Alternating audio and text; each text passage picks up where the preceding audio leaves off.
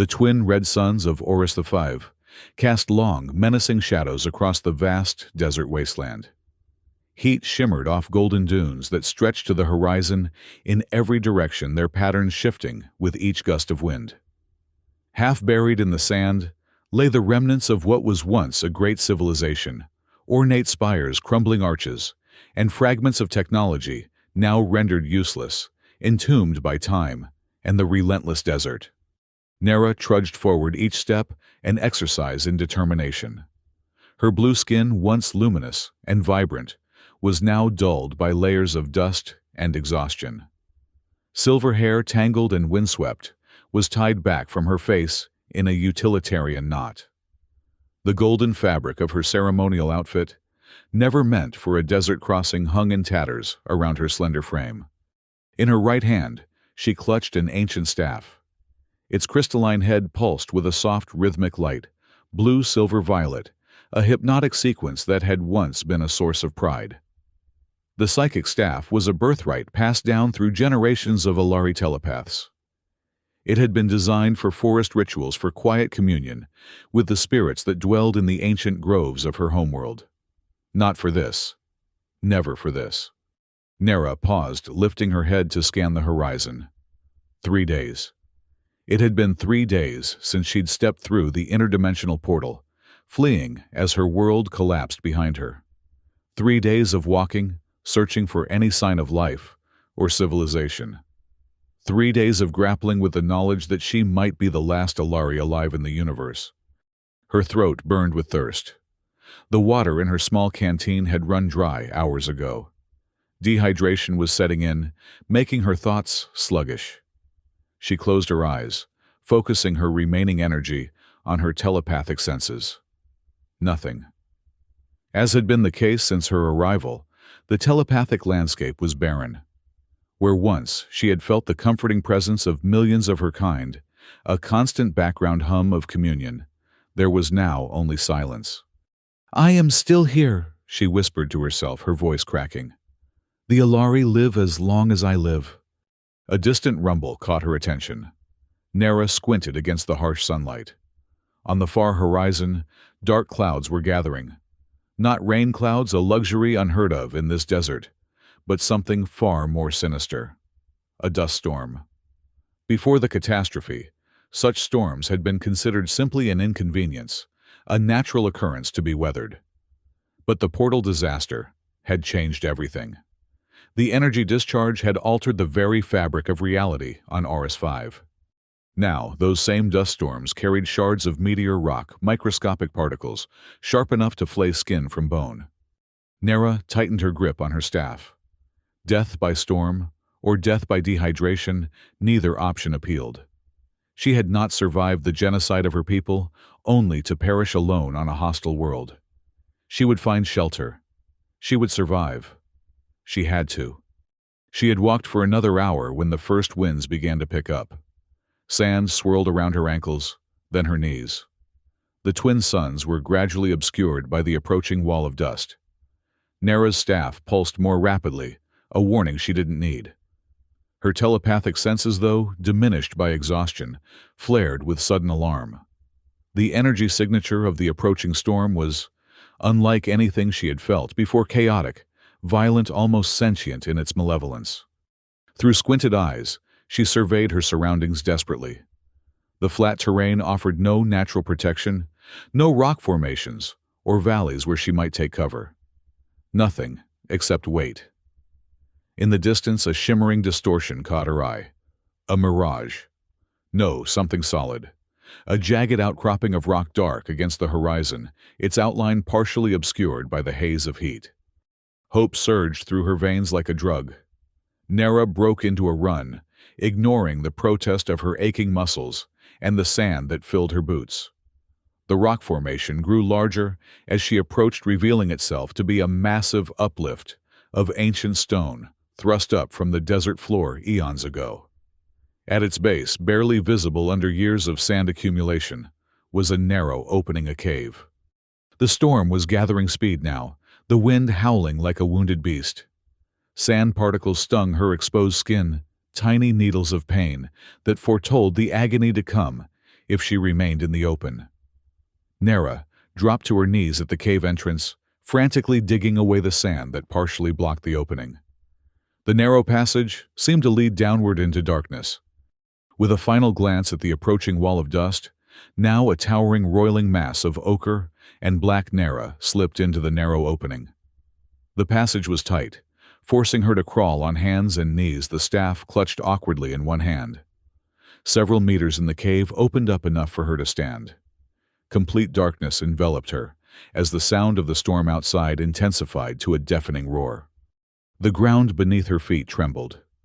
Nera pressed herself against the cool stone wall, trying to steady her breathing.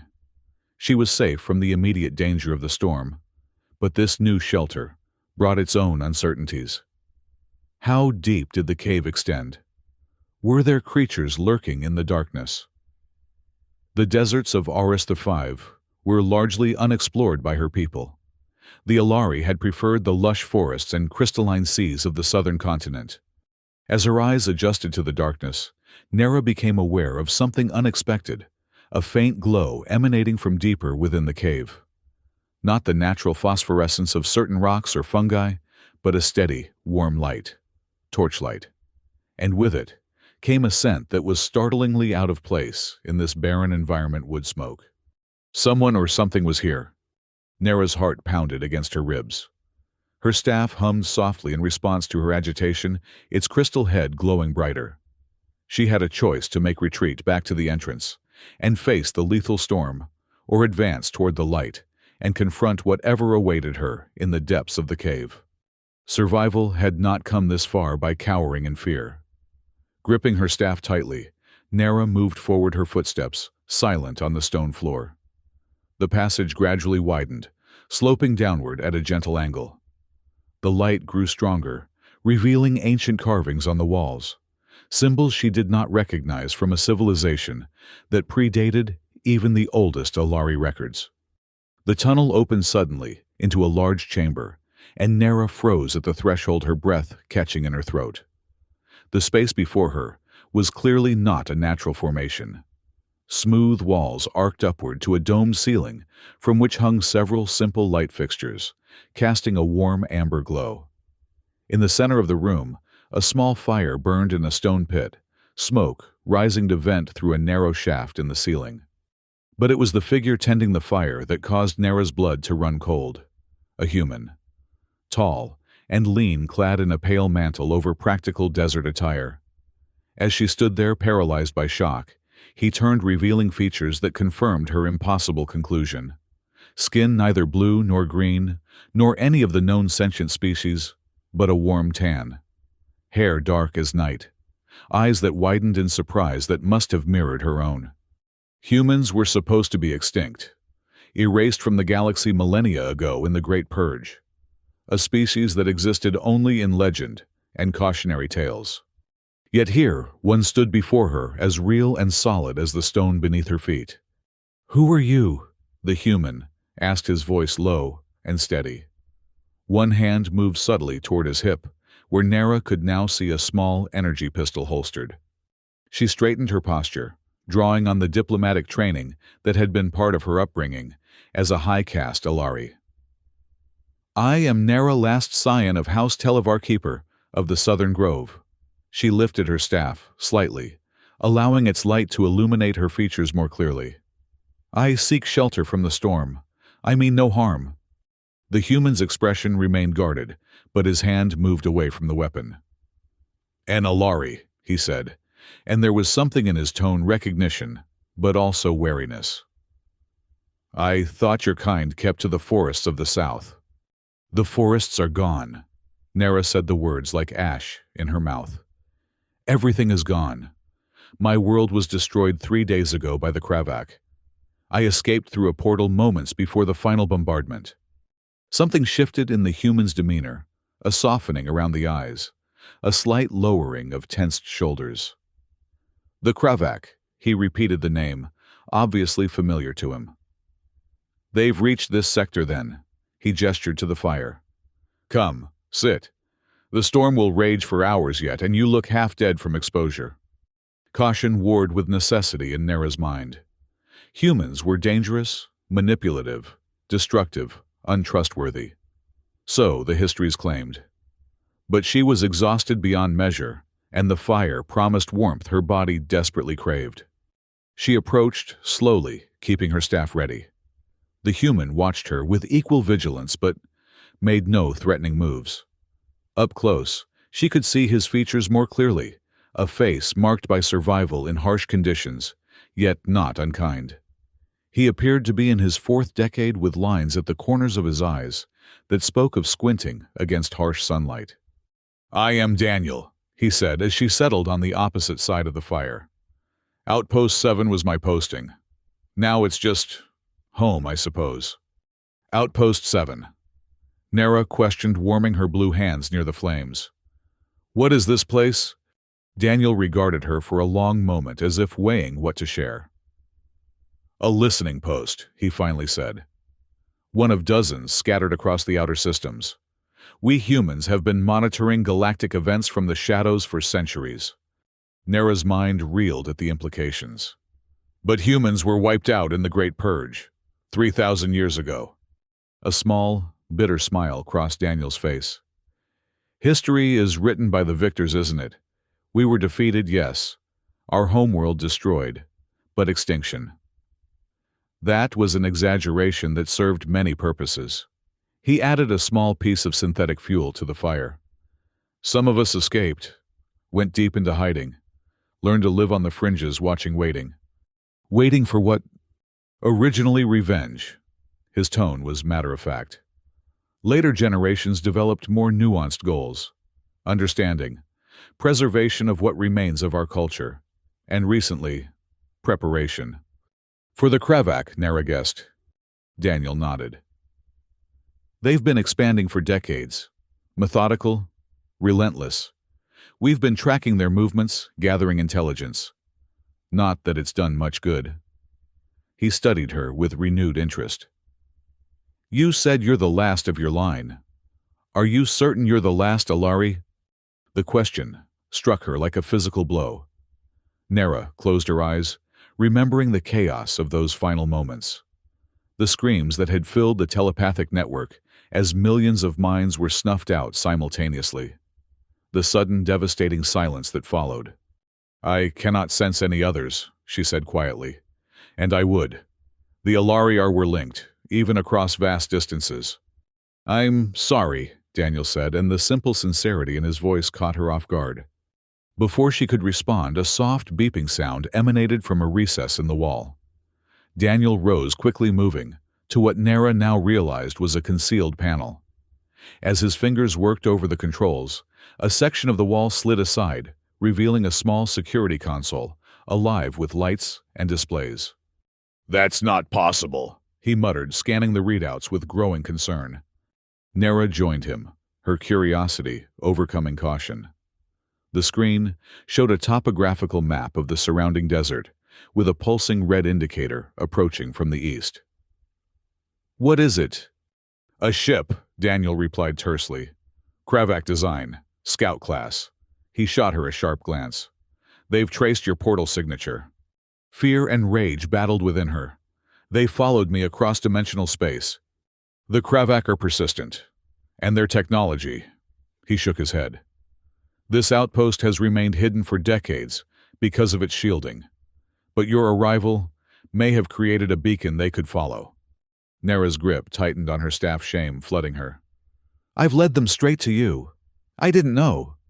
Daniel's attention remained on the console, his fingers flying over the controls. "Not your fault. But we need to make decisions quickly. This facility has automated defenses enough to deal with a scout ship possibly. But activating them will confirm our presence to any other Krevak vessels in the sector. Or we could flee," Nara suggested, already calculating their chances in the open desert. "Into that storm. It would flay us alive." Daniel paused in his work eyes, narrowing as he noticed something unusual. "Your staff. The energy signature it's emitting is interfacing with our systems. How is that possible?" Nara looked down in surprise. The crystal head of her staff was pulsing in perfect synchronization with the lights on the console. "I don't understand." This is Alari technology crafted for psychic amplification. It should have no compatibility with human systems. Daniel's expression grew thoughtful. Unless the separation between our species wasn't always as complete as the histories suggest. He made a decision, pressing a sequence of controls. I'm activating minimal defensive measures enough to discourage, rather than destroy, and initiating evacuation protocols. Evacuation to where, Nera asked. There's a small ship docked in a hidden hangar below. The Pathfinder. If we need to run, that's our way out. He turned to face her fully. But first, we defend. Are you with me? The question seemed to hang in the air between them. Trust a human, she'd just met Allie herself, with a species her people had considered dangerous for millennia. Yet, what choice did she have? The Kravak were coming the same enemy that had obliterated her world. I am with you, she said firmly. The moment the words left her lips, an alarm blared through the chamber. The console screen flashed with new warnings the Kravak ship had landed less than a kilometer away, and something was moving rapidly toward the cave entrance. They work fast, Daniel muttered, drawing his energy pistol. The storm should slow them down, but not for long. Those environment suits they wear are practically indestructible. Nera extended her telepathic senses, pushing through her exhaustion to scan the approaching threat. 3 mines, she reported. Cold, focused, hunting mines. Daniel glanced at her with new respect. You can sense them from here. Alari telepathy isn't blocked by physical barriers, she explained. Though individual Kravak are difficult to read clearly, their hive mind structure creates interference. That could be an advantage. Daniel moved toward a storage unit, embedded in the wall, retrieving what appeared to be a small shield generator. Here, take this. It creates a localized force field, not strong enough to stop energy weapons at full power, but it'll deflect debris and give some protection against glancing hits. Nera accepted the device, slipping it onto her wrist where it automatically adjusted to fit. Another piece of technology that should have been alien to her, yet felt strangely familiar. We should position ourselves near the main passage. Daniel continued checking his weapons charge. Funnel them into a bottleneck where they can't use their numbers against us. Together, they moved quickly through the chamber, taking up positions on either side of the tunnel entrance. Nera could feel the Kravak drawing nearer their predatory focus, like a pressure against her mind. Her staff thrummed with building energy responding to her emotional state. They've reached the outer cave, she whispered. They're using some kind of cutting tool on the rocks, bypassing the sealed entrance. Daniel nodded grimly. Standard Kravak procedure. They don't waste time with subtlety. The sound of grinding stone echoed down the passage, followed by a series of metallic clicks, the sound of weapons being primed. Nera took a deep breath, centering herself as she'd been taught in the telepathic academies. Focus, discipline, channel fear into action. Remember, Daniel said quietly, aim for the central body mass. Their armor is weakest at the joint seams. The first Kravak scout rounded the corner, a towering figure encased in segmented black armor, its helmet featuring multiple sensor arrays, where a face would be on a humanoid. It moved with predatory grace despite its bulk, an energy rifle clutched in clawed gauntlets. Daniel fired first a precise shot that caught the Kravak at the shoulder joint. The creature staggered but didn't fall. It returned fire immediately, forcing them both to duck as energy bolts scorched the stone wall behind them. 2 more Kravak appeared behind the first, spreading out to create overlapping fields of fire. The confined space of the tunnel, which should have been to the defenders' advantage, was rapidly becoming a killing zone as the Kravak's superior weaponry filled the air with deadly energy. Nera raised her staff, drawing on her remaining strength to channel a telepathic pulse. The crystal flared brilliant white, and a wave of psychic energy rolled outward, striking the lead Kravak. The creature stumbled, its coordinated movements momentarily disrupted as its neural pathways were scrambled. Now, she shouted. Daniel didn't hesitate. He rose from cover and fired 3 rapid shots at the disoriented Kravak. 2 struck home, penetrating the weakened armor. The creature collapsed, black fluid seeping from its wounds. But the attack had cost Nera dearly. The telepathic exertion coming after days of physical exhaustion left her dizzy and vulnerable. She swayed, barely maintaining her position, as the remaining Kravak pressed their attack with renewed ferocity. "Fall back to the secondary position," Daniel ordered, laying down covering fire as he retreated toward the main chamber. Nera stumbled after him, her vision blurring at the edges. They had almost reached the relative safety of the chamber when a lucky shot from one of the pursuing Kravak struck the rock above her head. Stone fragments exploded outward, several striking her, despite the shield's protection. Pain flared along her left side. She faltered, dropping to one knee. In an instant, Daniel was beside her, one arm around her waist, as he half-carried, half-dragged her behind the cover of a stone column. Energy bolts sizzled past them, impacting the far wall in a shower of sparks. "You're hurt," he said, his voice tight, as he spotted the growing stain of blue blood on her golden garment. "I'll live," Nera gasped, though she wasn't entirely certain of this. "But I don't think I can generate another telepathic pulse of that magnitude." Daniel's eyes met hers, determination evident in their depths. "Then we adapt. Your staff, you said it amplifies psychic energy." "Yes, but the outpost defense systems operate on a similar wavelength to what I'm detecting from your staff. If we could synchronize them." He was thinking aloud, now his mind racing. It might create a feedback loop powerful enough to overload Kravak neural implants. It was a desperate plan with too many unknowns. Yet Nera found herself nodding. "How?" Daniel indicated the central console. "We need to reach that terminal. I can initiate the sequence from there, but I'll need you to channel your energy through the staff at precisely the right moment." The console stood in the center of the chamber, fully exposed to the Kravak weapons. Reaching it would require crossing open ground under direct fire. "I'll provide a distraction," Daniel decided. "When they focus on me, make your run to the console." Before Nera could protest, he darted from cover, firing rapidly at the two Kravak, who had taken positions at the chamber entrance. His shots were precise, not meant to kill, but to draw attention. The strategy worked. Both creatures swiveled toward him, their weapons tracking his movement. Nera gathered her strength and sprinted for the console. She had almost reached it when she heard Daniel cry out in pain. Glancing back, she saw him clutching his side blood, seeping between his fingers. One of the Kravak was advancing on his position weapon, raised for a killing shot. Without conscious thought, Nera extended her free hand. Drawing on reserves of energy she didn't know she possessed, she projected a telepathic barrier between Daniel and the advancing Kravak. It manifested as a shimmering curtain of blue light, not solid enough to stop energy weapons, but sufficient to confuse the creature's sensors. The momentary protection allowed Daniel to roll to new cover, though his movements were hampered by his injury. The second Kravak, meanwhile, had noticed Nera's position and was turning its weapon toward her. She reached the console just as the first energy bolt sizzled past her head. Her fingers flew over the unfamiliar controls, guided partly by intuition and partly by the strange resonance between her staff and the human technology. The console lit up, responding to her touch, as if it had been designed for Alari use.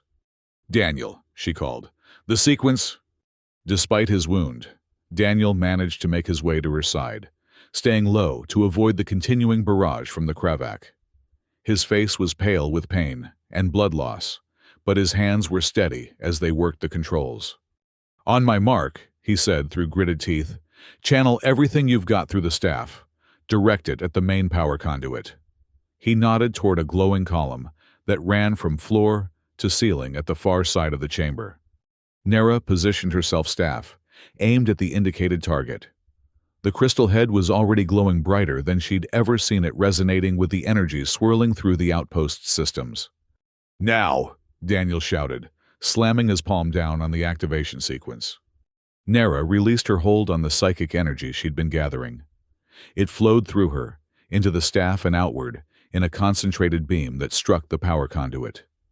For a terrible moment, nothing happened. Then the conduit flared with blinding light, and a high-pitched whine filled the air. The effect on the Kravak was immediate. Both creatures dropped their weapons, clawed hands clutching at their helmets as the feedback loop attacked their neural implants. They writhed in apparent agony, their coordinated movements dissolving into spasms.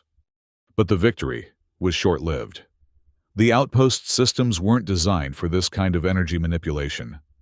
Warnings flashed across the console screen, and the chamber trembled as power surges raced through the facility's infrastructure.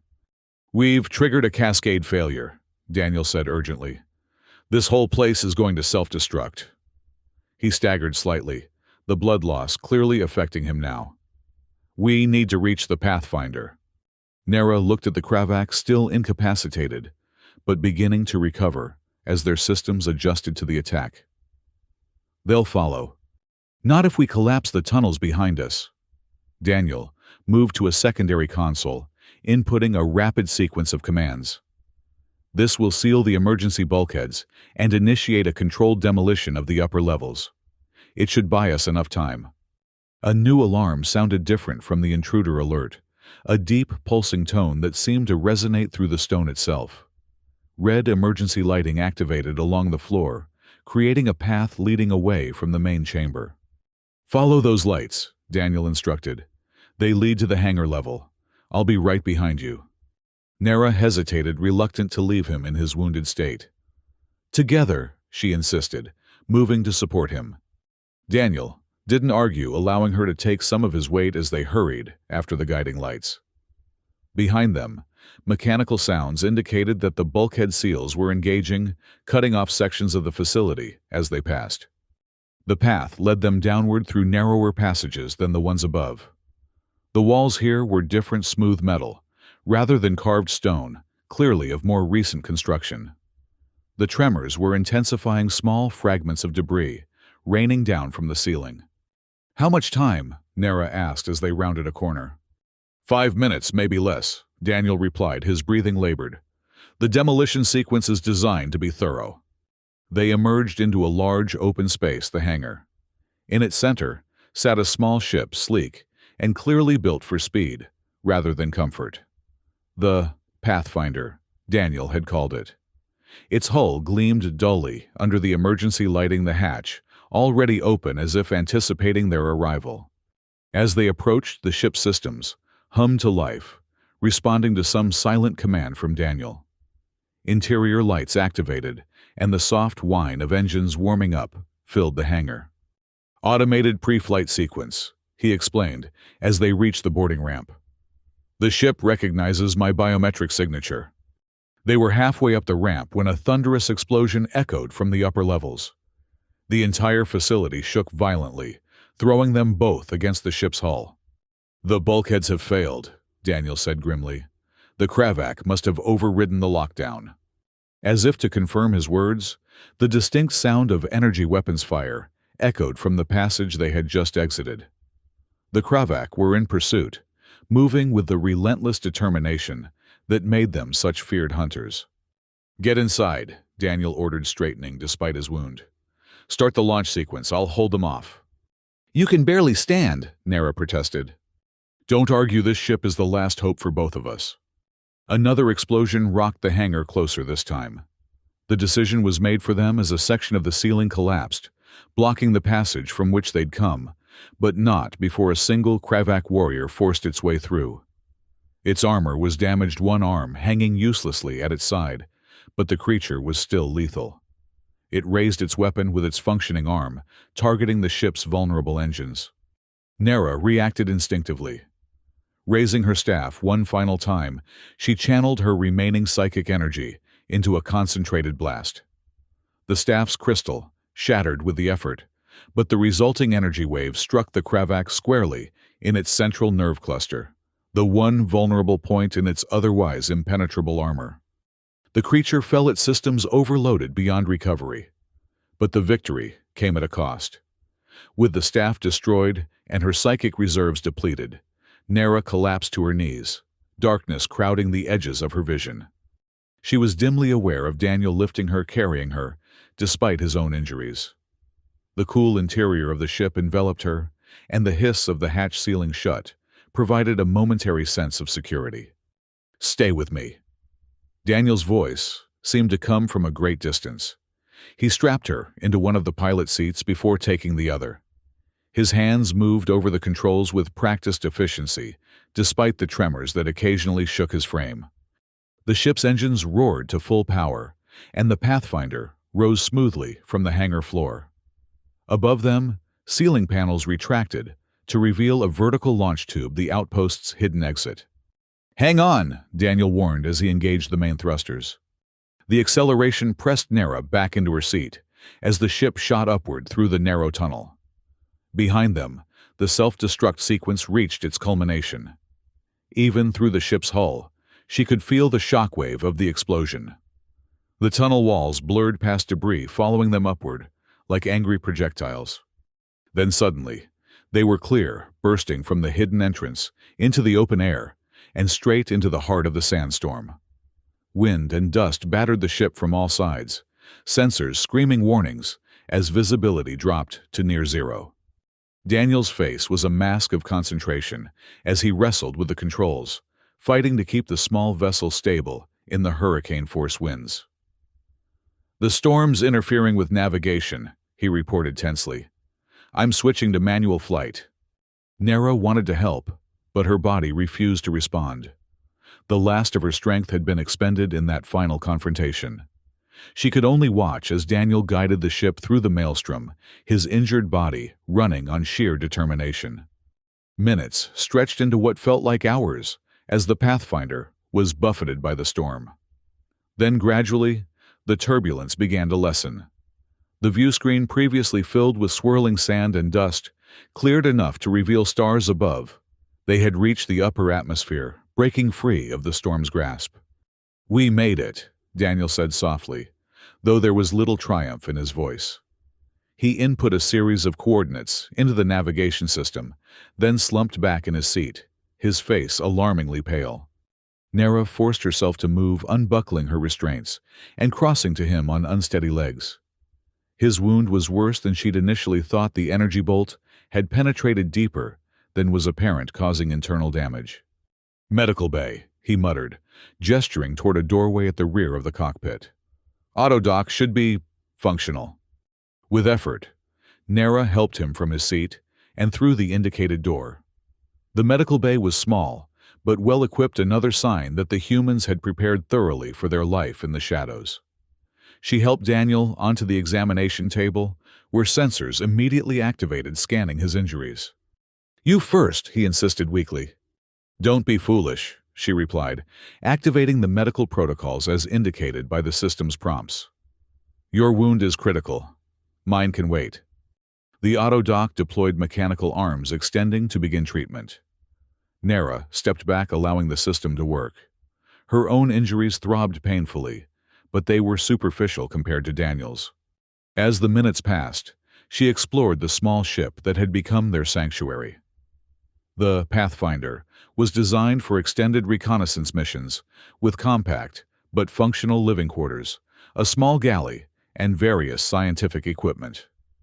Everything spoke of careful design and resource management, the legacy of a species that had learned to survive with limited means. In the galley, she found water and nutrient packs. The simple act of drinking clean water was a luxury after days in the desert. She returned to the medical bay with supplies for both of them, finding Daniel sitting up, his wound treated and bandaged by the autodoc.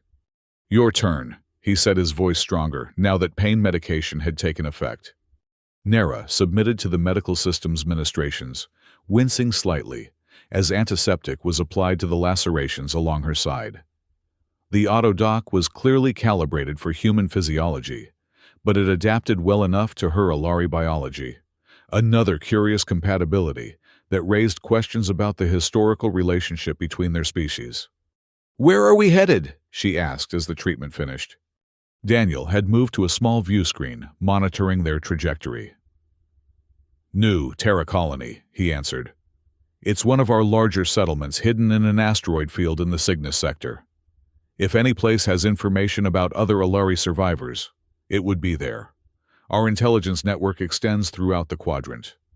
Hope fluttered in Nera's chest, fragile but present. "You think there might be others? My people."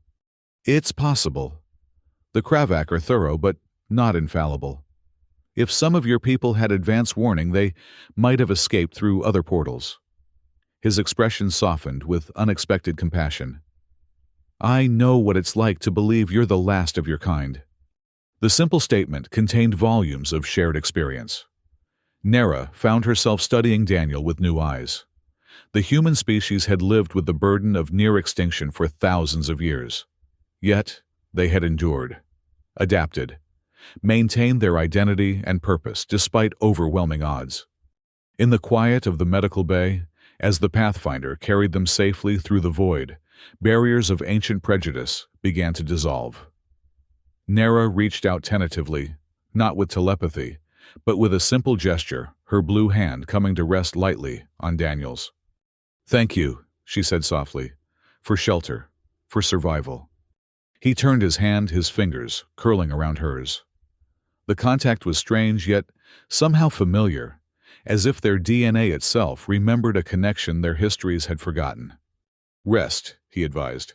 "We have a long journey ahead." Nera wanted to object, to insist on taking a watch, while he recovered, but exhaustion claimed her before she could form the words. She drifted into sleep with the strange comfort of Daniel's hand, still entwined with hers. She dreamed of forests that no longer existed, and skies she would never see again. But amid the grief, a new image formed: twin suns, rising over unfamiliar horizons, casting light on paths yet unexplored. Nera woke to the gentle chime of ship systems. For a disorienting moment, she couldn't remember where she was. Then, reality reasserted itself: the escape, the battle, the flight through the storm. She was on the Pathfinder, fleeing the ruins of Orus 5, with a human ally who should not exist. She sat up, noting that Daniel had moved her to one of the sleeping berths while she rested. Her wounds had been redressed, and fresh clothing had been laid out, simple garments of human design, but clean and whole. After changing, she made her way to the cockpit. Daniel was there studying a holographic star chart that rotated slowly above the main console. He looked better than she expected, the Medigel having accelerated his healing considerably. "How long was I asleep?" she asked, taking the co-pilot seat. "Almost 14 hours, he replied, glancing up with a faint smile. "You needed it." 14 hours. The longest she had slept since before the attack on her world. Nera felt simultaneously refreshed and guilty for having left Daniel to manage alone for so long. "Don't apologize," he said correctly, interpreting her expression. "I slept too once the autopilot was engaged. The ship can handle routine flight operations without supervision." Nera studied the star chart, noting their position relative to known systems. "How long until we reach New Terra?" "That's complicated." Daniel's expression grew serious as he expanded a section of the chart. "There's a problem. The Kravak fleet has been more active than we realized. They've established a blockade near the Cygnus sector, directly in our path. And they're jamming all subspace communications. I haven't been able to warn the colony of our approach." Cold dread settled in Nera's stomach. "They're preparing for an attack on New Terra." "It appears so. The scout that followed you to Orus 5 was probably an advanced unit mapping portal resonance patterns." He zoomed in on a cluster of red indicators, representing Kravak vessels. "Their main fleet is moving into position. If we continue on our current course, we'll fly straight into their blockade." "Can we go around, find another route?" Daniel shook his head. "Not with our limited fuel reserves. And even if we could, we'd arrive too late to warn the colony." His hands clenched into fists on the console. "I can't sit back and watch another world fall." Nera understood his anguish all too well. The memory of her own world's destruction was still raw, a wound that would never fully heal. "There must be something we can do." Her gaze fell on the broken pieces of her psychic staff, which Daniel had collected and placed in a small container on the console. The shattered crystal still emanated a faint glow, a residual energy that pulsed in rhythm with the ship's systems. "My staff," she said slowly, an idea forming. "The way it interfaced with your outpost technology. That wasn't coincidence, was it?" Daniel followed her gaze. "I've been thinking about that. The resonance pattern is remarkably similar to certain artifacts we've recovered over the years. Human and Alari technology shouldn't be compatible according to everything we've been taught. Unless the histories are wrong," Nera finished. "Unless our species once worked together." Daniel nodded, his expression thoughtful. "There are legends among my people, stories passed down through generations, about a time before the Great Purge when humans and Alari collaborated to create powerful defensive systems. Non-lethal weapons that could disable hostile forces without destruction. The Harmony Spear." Nera whispered the name, rising from deep cultural memory. "I always thought it was just a myth, a symbolic story about cooperation." "Maybe not." Daniel manipulated the star chart, searching for something specific. "If such a weapon ever existed, we might be able to use it against the Kravak, disrupt their hive mind, without wholesale slaughter. But how would we find such a weapon if it ever existed? It would be thousands of years old." Daniel's fingers danced over the controls, pulling up ancient star charts that overlaid the current ones. "Our ancestors were thorough in their contingency planning. If such a weapon was created, they would have hidden it somewhere secure, yet accessible in case of emergency." As he worked, the fragments of Nera's staff began to glow more intensely. The broken crystal pieces shifted in their container, aligning into a new configuration, as if drawn by an invisible force. A beam of light projected from the reassembled fragments, intersecting with the holographic star chart. "What's happening?" Nera asked, both fascinated and alarmed. "I'm not doing that," Daniel responded, equally surprised. "It's responding to the star chart somehow." The beam of light settled on a specific point in the chart, a small, barren moon orbiting a gas giant in a remote system. The location pulsed with a golden light that matched the rhythm of Nera's staff fragments. "Coordinates locked," the ship's computer announced unexpectedly. "Course adjustment recommended." Daniel and Nera exchanged a look of shared wonder. "The staff is showing us the way," she said softly. "It remembers what we have forgotten." With a decisive movement, Daniel accepted the course adjustment. The Pathfinder banked slightly, its engines humming as they accelerated toward the new destination. "It's a detour from New Terra," he noted, "but not a significant one. If we find nothing, we can still reach the colony with our remaining fuel. And if we find the Harmony Spear, then we might have a chance to save New Terra from the fate that befell your world." His expression was resolute. "It's worth the risk." The journey to the coordinates took just under 9 hours. During that time, Nera and Daniel shared their respective histories, not the sanitized official versions they had been taught, but the personal lived experiences that defined them as individuals. Nera spoke of growing up in the telepathic academies of the Southern Grove, training to become a keeper of ancestral knowledge. She described the beauty of the crystal forests, the annual migration of the luminous sky dancers, the intricate social structures that had defined Alari society for millennia. In turn, Daniel told her of life in the hidden colonies, the constant vigilance, the preservation of human culture through oral tradition and carefully guarded archives, the hope that someday their people might emerge from the shadows without fear of extermination. Both had lost nearly everything. Both were driven by duty to what remained. In those quiet hours aboard the Pathfinder, a bond formed between them, tentative at first, then strengthening with each shared story and revealed vulnerability.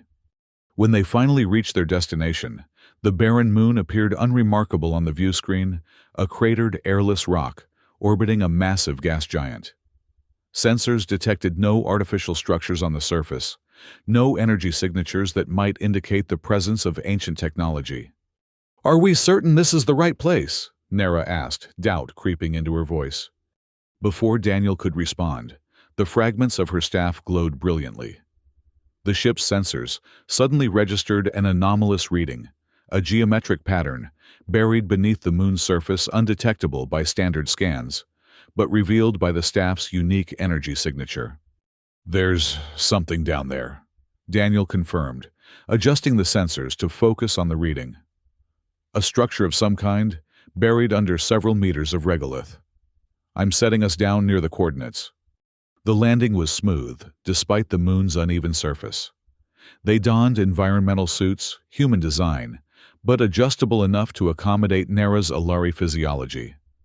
Daniel gathered essential equipment, including the fragments of Nera's staff, which continued to pulse with increasing urgency as they prepared to disembark. "Whatever's down there," he said, as they completed their final checks. "It recognizes your staff.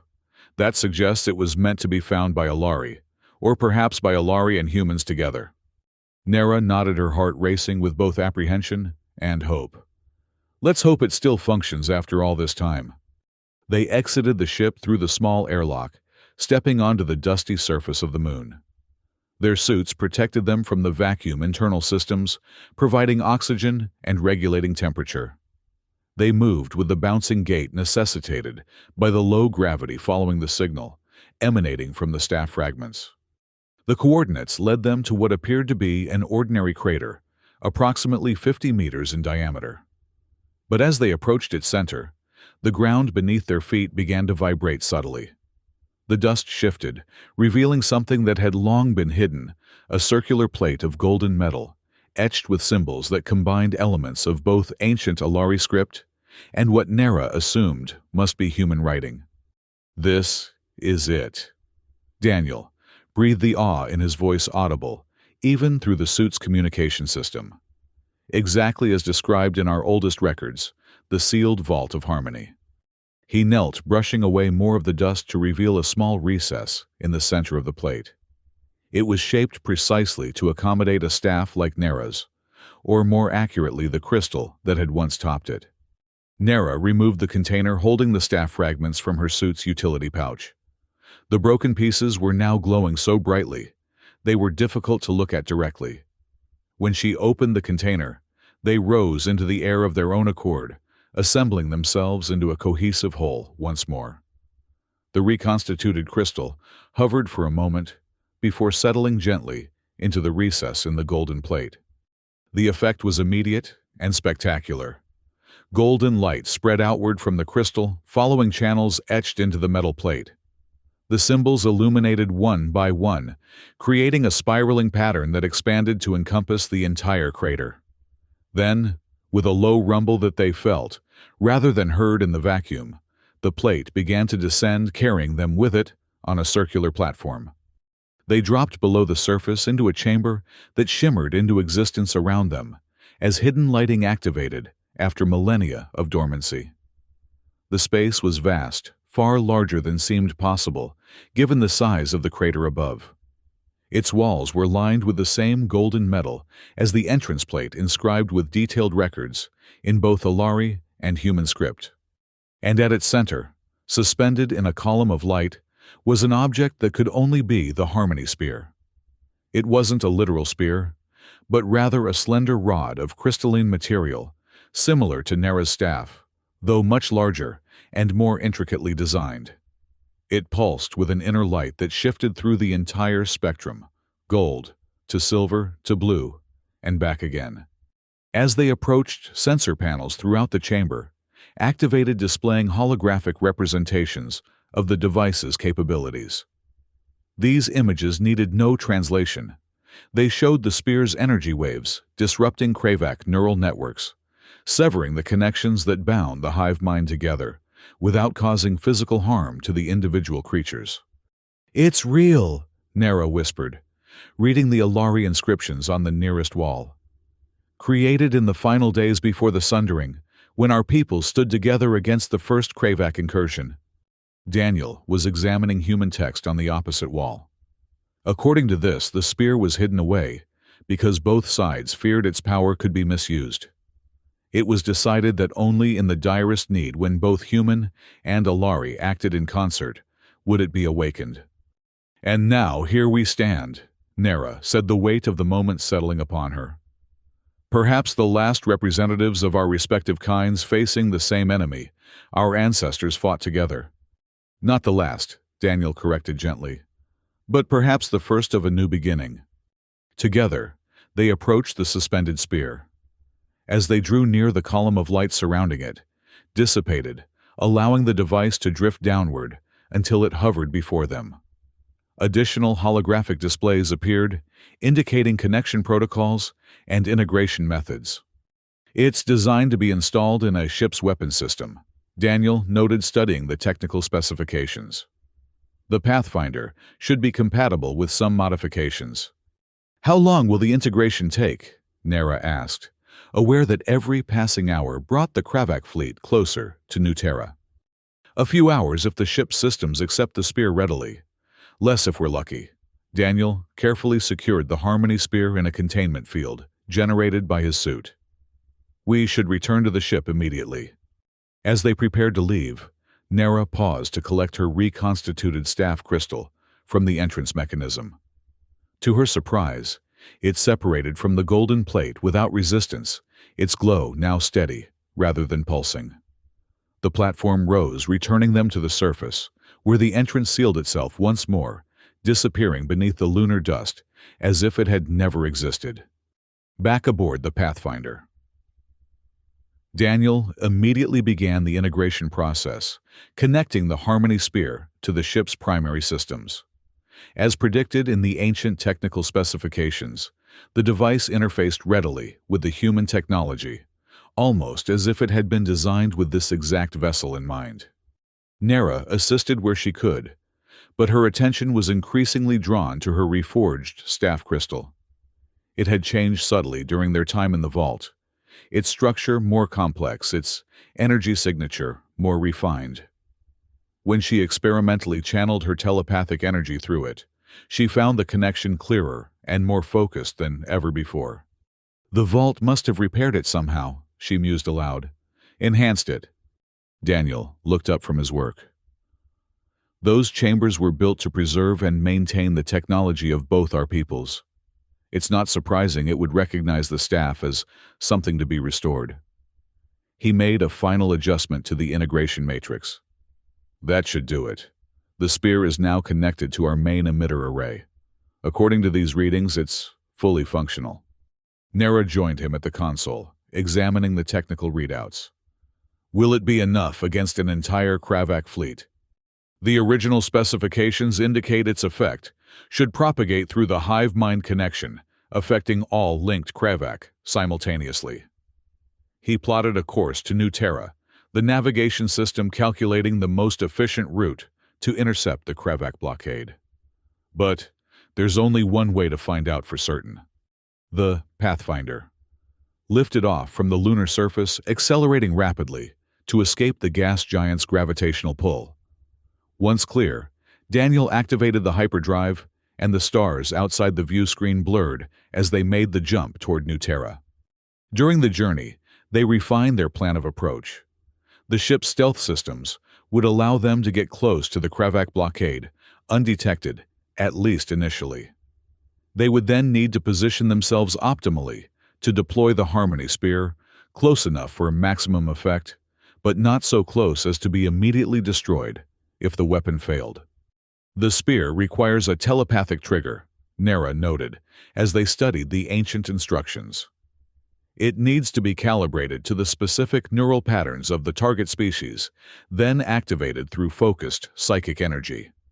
Can you manage that? Daniel asked, concern evident in his voice. After everything you've been through. Nera considered the question honestly.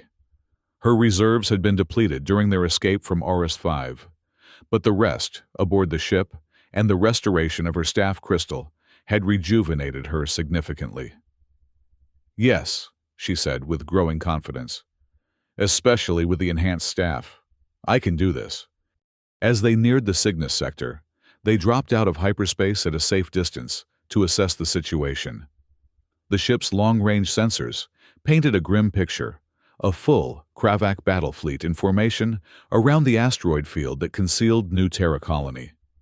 Dozens of capital ships, hundreds of smaller vessels, all positioned to prevent escape or reinforcement. They haven't attacked yet, Daniel observed, studying the tactical display. They're still assembling their forces. We might have arrived just in time. Nera activated her newly enhanced staff, extending her telepathic senses toward the fleet. The vast collection of Kravak minds was overwhelming at first, a buzzing hive of cold, precise thought patterns, all synchronized through their neural implants. But, with the staff's amplification, she was able to filter and focus, identifying the central command nodes that coordinated the collective. There, she said, indicating a massive vessel at the fleet center. That's the hive ship. It contains the primary relay for their neural network. If we target the spear there, the effect should cascade throughout the entire fleet. Daniel nodded, adjusting their approach vector.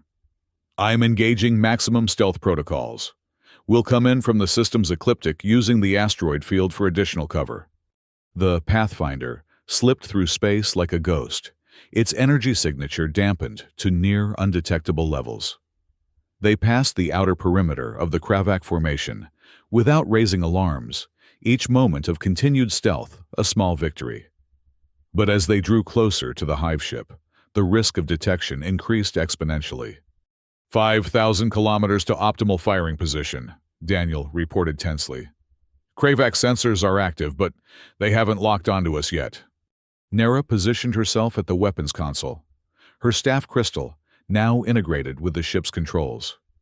She began the complex process of attuning the Harmony Spear to the Kravak neural patterns, using her telepathic senses to identify the precise frequencies that would disrupt their hive mind without causing physical harm.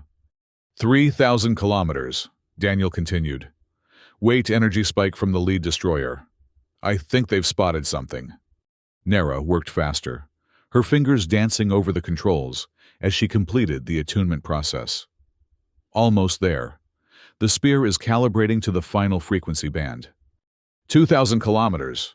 They're definitely onto us. Scanning beams are sweeping our position. Ready, Nera announced the Harmony Spear, now fully attuned. I need 30 seconds to channel the activation energy. I'll try to give you 40, Daniel replied grimly, executing a series of evasive maneuvers that kept them moving toward the target, while avoiding the increasingly accurate Kravak scans. Nera closed her eyes, focusing entirely on the task at hand. She channeled her telepathic energy through her staff and into the Harmony Spear, just as the ancient instructions had detailed. The process was demanding, requiring precise control and unwavering concentration. Multiple weapons locks, Daniel warned. Kravak vessels converging on our position. Firing in 5-4. Now, Nera called, completing the activation sequence. The Harmony Spear discharged its energy in a brilliant pulse that radiated outward from the Pathfinder in all directions. Unlike conventional weapons, it left no visible trail, no beam of destructive force. Instead, it manifested as a wave of golden light that passed through solid matter, as if it weren't there, seeking only the specific neural patterns it had been attuned to find. When the wave reached the Kravak hive ship, the effect was immediate and dramatic. The massive vessel's lights flickered, its engines flaring erratically, as the crew was suddenly disconnected from the collective consciousness that had guided their every action. The wave continued outward, touching ship after ship, spreading the neural disruption throughout the fleet. On the Pathfinder's sensors, they watched in awe as the carefully coordinated Kravak formation dissolved into chaos. Ships veered off course, some colliding with others, as their pilots struggled to function without the hive mind's guidance. Weapon systems went offline as targeting computers lost their synchronization protocols. It's working, Daniel breathed, scarcely able to believe what he was seeing. The entire fleet is destabilizing. Nera monitored the energy readings from the spear, ensuring the effect maintained the precise calibration needed. The disruption is non-lethal as designed. It's severing their artificial neural connections without harming the Kravak themselves. As the wave expanded to encompass the entire fleet, encrypted communication channels suddenly activated on the Pathfinder systems. A familiar code sequence appeared on the console, the recognition pattern of New Terra Colony. "They've detected us," Daniel said, answering the hail.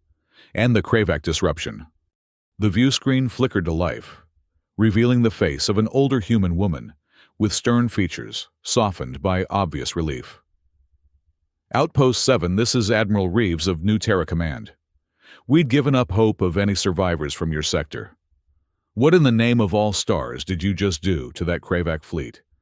Daniel quickly explained the situation, their escape from Horus 5, the discovery of the Harmony Spear, and their desperate gamble to save the colony.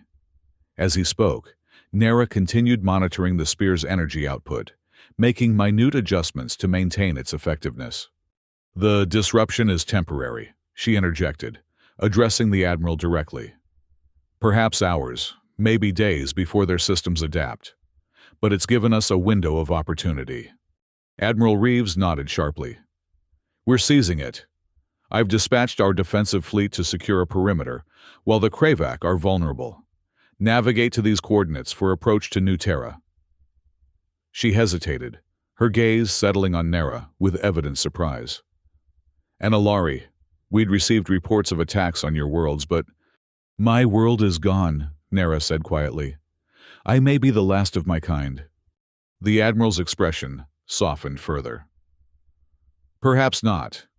Our long-range scouts reported Alari evacuation ships breaking through Kravac lines in the Vega sector 3 days ago. We've been unable to establish contact, but their trajectory suggested they were seeking the old sanctuary worlds." Hope surged through Nera with such intensity that her staff crystal flared in response. "Others survived. You're certain?"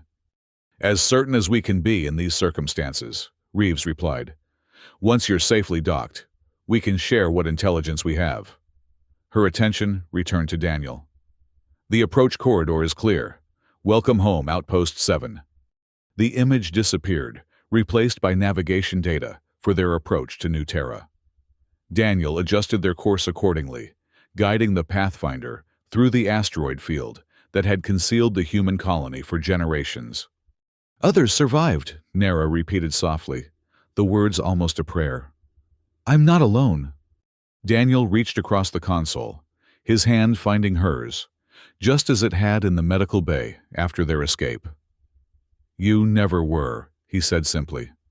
The journey through the asteroid field was tense but manageable with Daniel's skilled piloting. Beyond the final cluster of space rock, New Terra revealed itself not a planetary body, as the name might suggest, but an enormous space station built within and around a massive hollowed asteroid. Its surface was studded with docking bays, observation domes, and defensive arrays, all carefully designed to be virtually invisible against the background of the asteroid field when viewed from a distance. They were directed to a secure docking bay near the station's core. As the Pathfinder settled onto the landing pad, Nera felt a curious mixture of trepidation and anticipation. She was about to enter a human settlement, something no Alari had done openly in thousands of years. "Ready?" Daniel asked as the docking procedures completed. Nera nodded, gathering her staff and the now dormant Harmony Spear. "As I'll ever be." The reception that awaited them as they disembarked was not what either had expected. Instead of a security detail or military greeting, the docking bay was filled with civilians, humans of all ages, gathered to witness the arrival of the ship that had saved them from the Kravac threat. And among them, standing apart but unmistakable, were 3 figures with blue skin and silver hair. "Alari!" Nera whispered, her voice failing as emotion overwhelmed her. The 3 stepped forward, 2 males and a female, all wearing the traditional garb of Northern Grove adepts. The female, clearly the leader, approached Nera with an expression of wonder. "We felt your presence as you approached," she said in the formal dialect of the Alari High Caste. "A telepathic signature we had thought lost with the Southern Groves." "I escaped through a portal moments before the final bombardment," Nera explained, switching to the same dialect. "Are there others?" 17 ships escaped from the northern continent, the Alari woman confirmed. "Nearly 3,000 of our people scattered across 3 sanctuary worlds. We 3 were sent as emissaries to the humans after their sensors detected our passage. Nera gestured to Daniel, who stood respectfully at her side. This human saved my life, and together we recovered an ancient weapon that may turn the tide against the Kravak, the Harmony Spear of legend. The Alari emissaries' attention shifted to the device Nera held, their expressions transforming from polite interest to profound reverence. "The spear is real," the eldest male asked, his voice hushed. "Our histories speak of it only in metaphor and myth." "It is very real," Daniel confirmed, "and proof that our peoples once worked together closely enough to create such technology, something both our histories seem to have obscured." Admiral Reeves arrived, then accompanied by what appeared to be a mixture of military officers and scientific personnel. "The Kravak fleet remains in disarray," she reported without preamble. "Our ships have established a defensive cordon, and we're broadcasting on all frequencies that we possess a weapon capable of neutralizing their hive mind. Their retreat seems imminent." "The effect is temporary," Nera reminded her. "They will adapt." "Which is why we need to understand this weapon completely," Reeves responded, "and why the alliance between our peoples must be reforged stronger than before." She addressed this last statement to both Nera and the Alari emissaries. "What was hidden in our histories may have been an attempt to separate us, perhaps by the first Kravak incursion, perhaps by factions within our own societies who feared what we could accomplish together." One of the human scientists stepped forward, his attention fixed on the Harmony Spear. "The technical achievement alone is remarkable, a perfect fusion of Alari psychic amplification technology and human quantum entanglement principles. The potential applications extend far beyond defense." The healing of worlds. Nera suggested thinking of the devastation the Kravak had left in their wake. The restoration of what was destroyed. "Exactly," the scientist agreed enthusiastically. "With your permission, we would like to establish a joint research team, human and Alari, working together to fully understand the principles behind the spear." The lead Alari emissary hesitated, centuries of cultural separation evident in her reluctance. But Nera stepped forward, her decision already made. "I will participate," she declared. "What was once sundered must now be rejoined. The survival of both our peoples depends on it." The days that followed were a whirlwind of activity. The Kravak fleet, its hive mind disrupted, and its confidence shaken by the humans' claimed possession of the Harmony Spear, withdrew from the Cygnus sector. Long-range communications were established with the Alari sanctuary worlds, and plans were made to reunite the scattered survivors of Nera's people. The joint research team, officially designated the Harmony Initiative, made rapid progress in understanding the ancient technology. The principles behind the spear proved applicable to numerous fields beyond defense, just as the human scientist had predicted. Methods for accelerating ecosystem recovery on damaged worlds. Techniques for enhancing telepathic communication across vast distances. Medical applications that combined psychic healing with advanced human biotechnology. Through it all, Nera and Daniel remained at the center of the emerging alliance. Their unique bond, forged in the crucible of survival and strengthened by shared purpose, became a symbol of what could be achieved when ancient barriers were set aside. 3 months after their arrival at New Terra, they stood together in the colony's main observation dome, watching as the first official diplomatic vessel from the Alari Sanctuary worlds docked with the station. The formal unification of their peoples was about to begin, with ceremonies that would honor both human and Alari traditions. "Did you ever imagine this?" Daniel asked softly, his hand finding hers in what had become a familiar gesture of shared comfort. "When you fled through that portal 3 months ago?" Nera shook her head, her silver hair now adorned with the ceremonial crystals of her restored rank as a keeper of knowledge. "I imagined only survival, if that. The continuation of my people's memory at most." She turned to face him fully. "You gave me so much more." "We gave it to each other," he corrected gently. "And now, to all our people, Beyond the observation dome's transparent walls, the stars of the Cygnus sector shone with steady light. Somewhere out there, the Kravak were regrouping, adapting, planning their next move.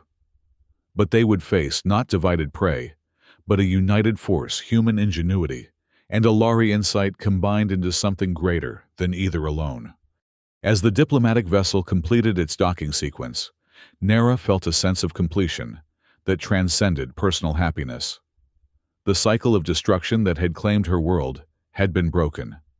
From the ashes of that loss, something new and precious had emerged, not just the alliance between their peoples, but the bond between herself and Daniel. Different species, different histories, yet fundamentally compatible in ways their ancestors had recognized and their descendants would celebrate. The ceremonial chimes sounded, calling them to the welcoming gathering. Hand in hand, they turned from the stars to face their shared future. Behind them, twin suns rose over a distant system, not the red giants of Orus V, but yellow stars, similar to the long-lost human homeworld. New light for a new beginning. Nera squeezed Daniel's hand, feeling his answering pressure, a silent affirmation of all they had endured, and all they had yet to build together. The last survivors had become the first pioneers. The ending had become a beginning. And this time, they would write the history together.